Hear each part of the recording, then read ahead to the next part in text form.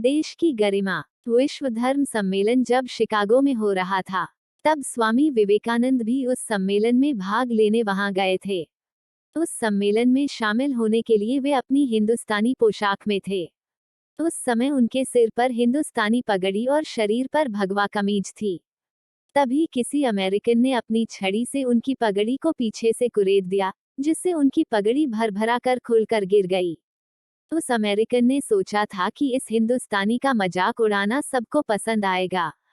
विवेकानंद ने ऐसा देखकर कहा, जो देश अपने को बहुत सभ्य कहता है, उस देश की यह हालत। ऐसा सुनना था कि उस अमेरिकन को काटो तो खून नहीं, जैसे उसके ऊपर 100 घड़ा पानी गिर गया हो। इससे पूरे अमेरिका की बेइज्जती हो गई थी। बाद में उस अमेरिकन ने उनसे माफी मांगकर अपना पिंड छुड़ाया। इसी तरह विश्व सम्मेलन में भी स्वामी विवेकानंद ने अपना भाषण देना चाहा, तो उन्हें बोलने के लिए एक अमेरिकन ने ब्लैक बोर्ड पर 0 लिख दिया। वहां के अमेरिकन ने ऐसा पॉइंट देकर उनकी जांच की।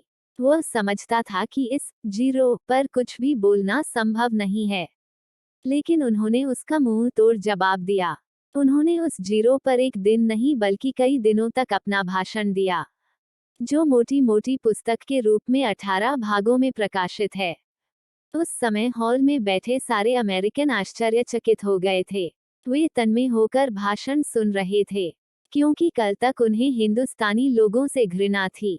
उन्हें अज्ञानी और अनपढ़ समझते थे, लेकिन वे ही अब उनकी दृष्टि में सम्मान के पात्र बन गए थे।